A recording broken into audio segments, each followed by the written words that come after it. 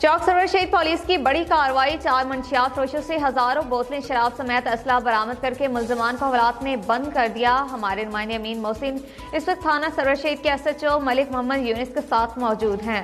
अहवाल उनसे जानेंगे। जी अमीन, अपडेट कीजिएगा।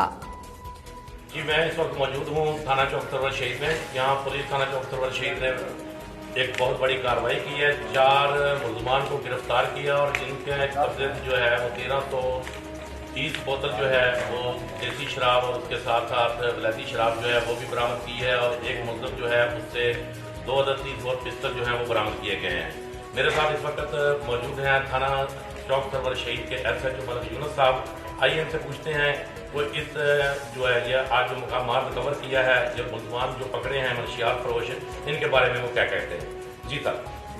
जी, जैसा कि आप लोगों को पता है, हमारे DPO साहब का ये विजन है कि ये जो माशरती नासूर हैं, ये जो माशरती बुराइयाँ हैं, इनके खिलाफ एक्शन को एक्सपेडाइट किया जा रहा है। इसी बुनियाद पे आज हमारे थाने वालों ने मुख्तलिफ कार्रवाइयाँ की हैं, जिनकी बुनियाद पे ये जितना माल रिकवर हुआ है आप लोगों के सामने है।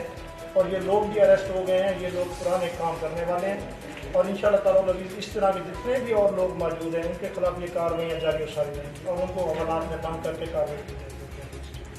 जी, जैसा कि आपने देखा कि SHO मलिक यूनिस साहब का कहना था कि DPO मुजफ्फरगढ़ तारक वलैद की हदायत पर उनके विजन के मुताबिक जो है वो पूरे ज़िला भर में जो है वो मंशियात और असला के जो डीलर्स हैं, असला फरोश हैं या इनके खिलाफ जो है वो कार्रवाइयाँ जारी हैं।